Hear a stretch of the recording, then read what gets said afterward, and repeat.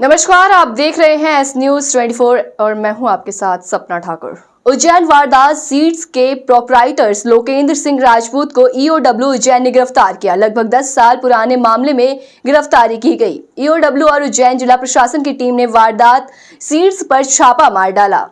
तब पता चला था कि लोकेंद्र सिंह ने कई किसानों के फर्जी आवेदन पत्र तैयार कर किसानों के करोड़ों रुपए के बीज को अफरा तफरी पर ऊंचे दामों में बेच दिया था। साथ ही बिना बीज बोए कई किसानों की फसल कागज पर दर्शाई। इस पूरे घटनाक्रम में 2 बीज प्रमाणीकरण अधिकारी को भी आरोपी बनाया गया था। दोनों अधिकारी दयाराम भावेल और राकेश यादव वर्तमान में इंदौर कृषि विभाग में बीज प्रमाणीकरण अधिकारी के पद पर पदस्थ हैं। दोनों पर जल्द ही कार्रवाई हो सकती है। आरोपी ने लगभग 500 किसानों से हेराफेरी कर 16,000 क्विंटल सोयाबीन बीज फर्जी तरीके से कागजों पर उगाया और दोनों आरोपी अधिकारियों से फसल की पुष्टि कर करोड़ों का गबन कर गए। उसी समय 1 क्विंटल सोयाबीन बीज की कीमत लगभग 7,000 थी। गिरफ्तारी हुई है 10 साल पुराने मामले में, क्या प्रकरण था, किसने गिरफ्तार किया गया? ईओडब्ल्यू में अपराध क्रमांक 5/11 जो कि वर्धमान एग्रीटेक के प्रोपराइटर ओनर श्री लोकेंद्र सिंह राजपूत व अन्य के विरुद्ध जो है दर्ज किया गया था। विवेचना उपरांत ये पाया गया कि श्री लोकेंद्र सिंह राजपूत द्वारा जो ब्रीडर बीज होते हैं उसमें हेरा फेरी की गई और जांच प्रतिवेदनों में ये पाया गया था कि जितना ब्रीडर बीज मौके पर उपस्थित होना था उससे कई क्विंटल वो कम पाया गया। उन्होंने हेरा फेरी की और जालसाजी की, फर्जी किसानों के जो है सहमति पत्र बनाए और जो बीज प्रमाणीकरण अधिकारी होते हैं उनसे भी मिली भगत करी और फसल का बगैर बोए ही सत्यापन भी करवा लिया। ये सब चीज़ें जांच में प्रमाणित पाए जाने पर आज लोकेंद्र राजपूत को उनके घर से हिरासत में लिया गया। बाद पूछताछ उनको आज गिरफ्तार करके जिला एवं सत्र न्यायाधीश महोदय के न्यायालय में पेश किया गया है और अभी प्रोसीडिंग उसकी चल रही है। इनके साथ और 2 कौन थे, उनका क्या नाम है और उनकी क्या भूमिका? 2 जो बीज प्रमाणीकरण अधिकारी हैं उनके विरुद्ध भी अभी विवेचना जारी है। विवेचना के उपरांत उनकी प्रोसिक्यूशन सैंक्शन भी हमने मांगी है। जैसे ही उनकी प्रोसिक्यूशन सैंक्शन आ जाएगी उनके विरुद्ध भी वैधानिक कार्रवाई की जाएगी। अभी आपने पीआर मांगा है या क्या? नहीं, हमने जुडिशियल रिमांड मांगा है क्योंकि जो भी पूछताछ में उन्होंने बताया है उसके अनुसार हमने मेमो भी दर्ज किया है, लेकिन अभी कोई बरामदगी संभव नहीं। 2011 के प्रकरण में उस अनाज और बीज का अब मिलना संभव नहीं है, इसीलिए हमने जीआर मांगा है। उज्जैन में लगातार बदमाश डराने धमकाने का काम कर रहे हैं। इसी क्रम में उज्जैन के नीलगंगा क्षेत्र में रहने वाले मोहित दत्ता के ऊपर जब बाहर घूम रहा था तभी पीछे से आकर एक युवक ने नाम लिया और थप्पड़ मार दिया, जिसके बाद युवक का चश्मा गिर गया। चश्मे का नंबर अधिक होने के कारण युवक को कम दिखाई देता है। इसी कारण युवक को पहचान पाना मुश्किल था। युवक से बदमाशों ने करीब 1 लाख की कमाई की राशि देने पर युवक पर गोली चलाने का बोला और गोली मार दी, जिससे युवक घायल हो गया, जिसे जिला चिकित्सालय रेफर कर दिया गया। थाना पुलिस इस घटनाक्रम के बाद जांच में जुटी। क्या मामला हुआ? और ये हुआ था कि मैं 10:45 पे मेरी फ्रेंड से बात कर रहा था फ़ोन पे, तो यानी मेरे पीछे से तीन जने आए एक बाइक पे। 3 जने एक बाइक पे आए और वो बोल रहे, यानी मैंने इतना ध्यान नहीं दिया था उधर, मैं फ़ोन पे बात ही कर रहा था। तो एक जना उतर के आया और बोले मोंटी, तो मैं पलटा, इतने में उसने मुझे थप्पड़ मार दिया। उसने थप्पड़ मारा, मेरा चश्मा नीचे गिर गया था। तो उसके बाद मुझे दिखा नहीं था, मेरे यानी नंबर ज़्यादा है तो मुझे साफ़ क्लियर दिखता नहीं है नाइट में भी, तो मुझे वो दिखा नहीं था क्लियर। तो इतने में एक जना बोला जिसने थप्पड़ मारा था, बोले तरुण तू गोली मार, इसे तू गोली मार। तो मुझे यही नाम याद है कि तरुण ही होगा शायद उनके साथ में, क्योंकि उन्होंने यही बोला तरुण तू गोली मार। पहले भी कोई मारा कुटी आपके साथ कर चुके हैं? पहले मारा कुटी नहीं, उनसे सिर्फ पेमेंट का लेन देन था बस। कितने रुपए देने इनको आपको? यानी मैंने इससे 10,000 रुपये लिए थे, उसके 50,000 रुपये दे चुका हूँ। उसके बाद भी ये बोल रहा है कि मेरे को 1 लाख रुपये और तू दे, यानी सामने वाला ऐसा बोल रहा था। बोले कि 1 लाख और लग रहे हैं मेरे को तेरे से। मेरे पास यूँ आके बोला हो, बोले तू दे रिया है कि नहीं। कहाँ पर ये घटना हुई आपके साथ? ये नीलगंगा पर। कहाँ पर रिपोर्ट दर्ज कराई आपने? नीलगंगा थाने में हुई शायद, रिपोर्ट मुझे अच्छे से याद नहीं कहाँ दर्ज हुई है। नीलगंगा थाने में हुई है। आपका पूरा नाम बताइए। मोहित दत्ता। का मामला सामने आया, किस प्रकार का मामला है? अभी हमको सूचना मिली थी कि कोई एक युवक गोली लगने से घायल हुआ है, तो इसके लिए हम अभी अस्पताल में आए हैं। इस विषय में अभी जांच की जा रही है और आगे जैसी जानकारी मिलेगी आपको अवगत कराया जाएगा। वारदात में किस प्रकार से घटना होना बताई जा रही है? कौन है वो लोग जिन्होंने गोली मारी? युवक की पहचान की गई? युवक द्वारा किसी अन्य व्यक्ति तरुण अहिरवार नाम के युवक का नाम लिया जा रहा है कि इसने गोली चलाई है।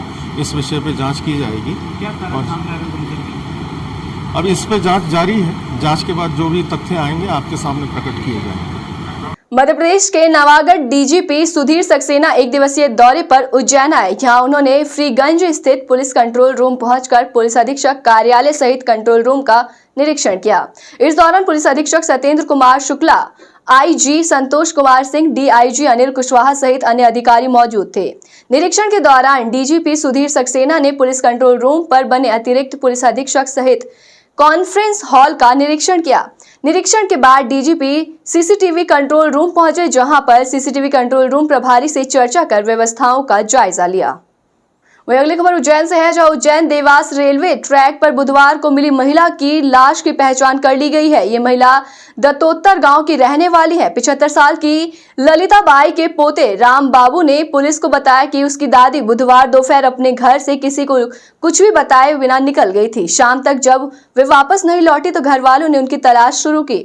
शाम को पुलिस से सूचना मिली कि रेलवे ट्रैक से एक वृद्ध महिला की लाश बरामद की गई। परिजनों ने लाश की पहचान ललिता बाई के रूप में की है। ये मामला आत्महत्या है या दुर्घटना, इस पर पुलिस जांच कर रही है। हाँ सर, मामला है ये दत्तोत्तर गांव में हमारी दादी जी सुबह खाना खाने के बाद करीब 10:30 बजे हम सब सो रहे थे। 11 बजे करीब कूलर चालू था और 11 सवा 11 बजे का समय था। उस टाइम पे वो अचानक उठ के गेट वापस धीरे से लगा के बंद करके चले गए। फिर जब सीसीटीवी में देखा तो पता चला कि वो गांव के बाहर जाते हुए दिखे। और सीसीटीवी आज देखा सुबह हमने, और शाम को आने वाले थे, वो शाम को नहीं आए तो जानकारी करी 5-4 जगह गांव में, तो पता चला कि नहीं थे उनके यहाँ गांव में। फिर जब सुबह थाने गए तो थाने वाले ने बताया कि एक हादसा यहाँ पे ऐसा उज्जैन जिला बॉर्डर पे हुआ है। कहाँ पर बॉडी मिली? वो तो सर हमको भी नहीं पता, वो थाने वाले ने करे उनके हिसाब से यहीं पहुँचाए हमको। क्या उम्र थी? उम्र करीब 75। क्या नाम था उनका? ललिता बाई, कहाँ के निवासी से? दत्तोत्तर गाँव। देवास जिला में लगता है। किसान लोग हैं सर घर पे। और कौन है परिवार में उनके? दादी जी, पापा, मम्मी, मैं, मेरी पत्नी और 2 छोटे बच्चे। आपको पूरा नाम? राम बाबू पटेल। साहित्यिक एवं आध्यात्मिक संध्या कवितायान के तत्वावधान में संध्या के संस्थापक संयोजक स्वर्गीय कवि श्री आनंद जी के प्रति श्रद्धांजलि समर्पण और उनकी पुस्तक कवि आत्मजा कविता, कवि आनंद यात्रा एवं त्रैमासिक पत्रिका कवितायान रसायन का लोकार्पण किया गया। मां वाग्देवी की अध्यक्षता में संपन्न इस कार्यक्रम में मुख्य अतिथि डॉक्टर बालकृष्ण शर्मा एवं वरिष्ठ अतिथि डॉक्टर प्रतीक सोनवलकर एवं उर्मी शर्मा रहे। कार्यक्रम का प्रारंभ स्वर्गीय कवि आनंद द्वारा पूर्व में प्रारंभ किए गए कार्यक्रम के अनुसार प्रोजेक्ट पर दिखाए गए उनके चलचित्र के माध्यम से किया गया। डॉक्टर उर्मी शर्मा ने कवि आनंद के सरल व्यक्तित्व को उल्लेखित करते हुए उनके प्रति श्रद्धांजलि अर्पित की। डॉक्टर प्रतीक सोनवलकर जी ने कवि श्री आनंद को शब्द श्रद्धांजलि अर्पित करते हुए कहा कि उनकी तरह यदि इंसान आध्यात्मिक हो जाए तो संसार के समस्त समस्याओं का समाधान खुद ही हो जाएगा। साथ ही उन्होंने जीवन दर्शन पर स्वचरित कविता भी प्रस्तुत कर कवि श्री आनंद जी को श्रद्धांजलि अर्पित की। बताइए मैडम, आज कार्यक्रम आयोजित किया था, किसकी याद में किया था? आज का जो प्रोग्राम था बेसिकली पूरी तरह से मेरे पापा श्री कवि आनंद जी के ऊपर था। जिस समय उनका देहांत हुआ था, कोरोना चल रहा था, कोविड की वजह से उन्हें जो श्रद्धांजलि वो डिज़र्व करते थे वो नहीं हो पाई थी। तो इसी वजह से मैंने जब से मैं उनकी खबर सुनी थी तभी से मैंने प्रण लिया था कि उनके जो भी कार्य अधूरे हैं वो कोशिश करूँगी मैं उन्हें पूरा करने की। तो बस अब मैं आई थी और जो भी उनकी किताब रेडी थी या जो भी था, रूपा जी और डॉक्टर शोभा मिश्रा और छाजे मैडम, सबका सहयोग मुझे बहुत मिला और उनके सहयोग से ये कार्य पूर्ण हो सका। और जितने भी अतिथि से सभी लोगों ने बहुत ही अच्छी तरह से उस चीज़ को, मेरे भाव जो मैं बोल नहीं सकी वो बोल पाए। और बेसिकली पापा ने कविताएं की स्थापना 1984 में की थी और 4 या 5 लोगों से शुरुआत हुई थी। उसमें श्री कृष्ण सरल जी जो हमारे जी राष्ट्र कवि थे, उनकी वो थे मेन उसमें। और उसके बाद ये क्रम हमेशा जारी रहा। पापा जैसे मैम कह रहे थे कि सभी जगह पर वो लोगों को, उनका सबसे बड़ी जो उनका हंगर, उनकी भूख थी, वो थी सत्संग की। उनको कोई नहीं था कि संस्कृत कोई कवि हो या हिंदी का ही साहित्य हो। अगर कोई मुस्लिम गुरु भी आते थे, कोई जैन गुरु आए, ईसा मसीह की किताबें भी मैंने बचपन से केवल और केवल अलग अलग धर्मों के किस्से सुने हैं। बड़े बड़े जो विद्वान थे उनकी बातें सुनी हैं। और उसी तरह से जैसे उज्जैन के सुमन जी उनसे जुड़े रहे, प्रोफेसर श्रीनिवास रथ उनसे जुड़े रहे, सरल जी जुड़े रहे। कौन उज्जैन का विद्वान नहीं है जो मेरे पिता ने, जिनके साथ सत्संग का लाभ नहीं लिया या सत्संग का लाभ नहीं दिया उन्हें। और कविताएं पापा के साथ पेज की कविता विमोचन किया। अच्छा, कविता आज का जो पेज था, आज की जो पुस्तक थी, वो करीब 2000 नहीं, इट्स लाइक 240 पेज की। 240 पेज जी, और एक पत्रिका भी आई है। एक पत्रिका, त्रैमासिक पत्रिका, त्रैमासिक है, वो हर त्रैमाह में 3 माह में निकलेगी जी। कोशिश हमारी रहेगी। इसमें 2 पुस्तकें हैं। कवि विमोचन करी, कितने लोगों तक पहुंचाई जाएगी आपकी ओर से, क्या इसका विषय है? मेरी पूरी कोशिश है कि जो भी साहित्य जन हैं हमारे उज्जैन के, उन्हें मैं ये पुस्तक पहुंचाऊं। जो काम पापा करते थे, मैं भी कोशिश करूंगी घर घर जाकर उनकी जो भी उनसे मिलने जुलने वाले थे, उनको मैं ये मुफ्त में प्रति उनको मैं जी। मेरा पूरा नाम गीतांजलि अध्यापक है और मैं प्रोग्राम के दौरान मेरे हस्बैंड को भी थैंक्स जी की अधूरी पुस्तकों को आज गीतांजलि ने लोकार्पण किया है। और इसमें 2 पुस्तकों का समावेश है। कवि आनंद यात्रा और कवि आत्मजा कविता जी। और इसके साथ ही जो त्रैमासिक पत्रिका भी जो आज लोकार्पित हुई है, और वह भी आनंद सर का एक सपना था जो गीतांजलि ने आज पूरा किया है। और इसके साथ ही हमने आनंद सर को याद किया, उनकी स्मृतियों को फिर से सभी लोगों ने याद किया। इसका श्रीमान पुलिस अधीक्षक महोदय सत्येंद्र कुमार शुक्ल के निर्देशन में जिले में लगातार चोर, लुटेरे, गुंडे, बदमाश, चैन स्नैचर और माफियाओं की कमर तोड़ने के लिए कार्रवाई लगातार जारी है।